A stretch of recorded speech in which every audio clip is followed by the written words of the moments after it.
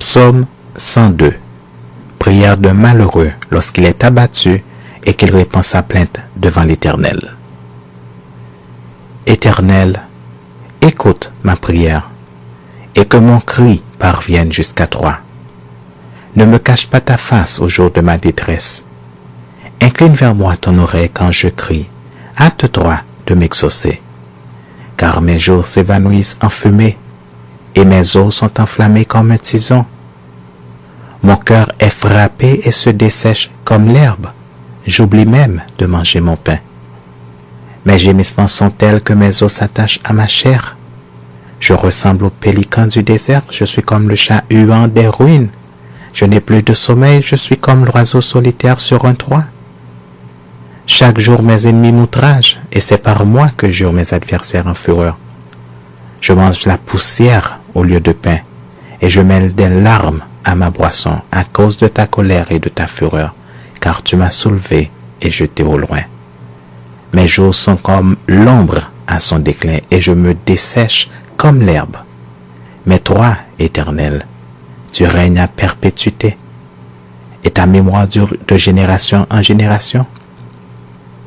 Tu te lèveras, tu auras pitié de Sion, car le temps d'avoir pitié d'elle, le temps fixé, est à son terme. Car tes serviteurs en aiment les pierres, ils en chérissent la poussière. Alors les nations craindront le nom de l'Éternel, et tous les rois de la terre ta gloire.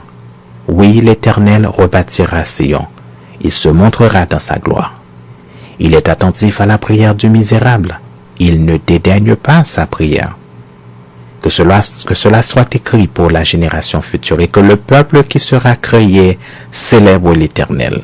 Car il regarde du lieu élevé de sa sainteté, du haut des cieux, l'Éternel regarde sur la terre, pour écouter les gémissements des captifs, pour délivrer ceux qui vont périr, afin qu'il publie dans Sion le nom de l'Éternel et ses louanges dans Jérusalem, quand tous les peuples s'assembleront et tous les royaumes pour servir l'Éternel.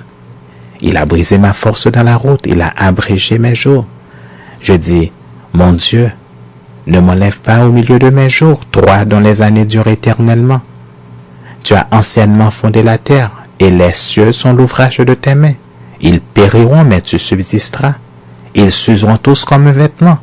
Tu les changeras comme un habit et ils seront changés, mais toi, tu restes le même, et tes années ne finiront point.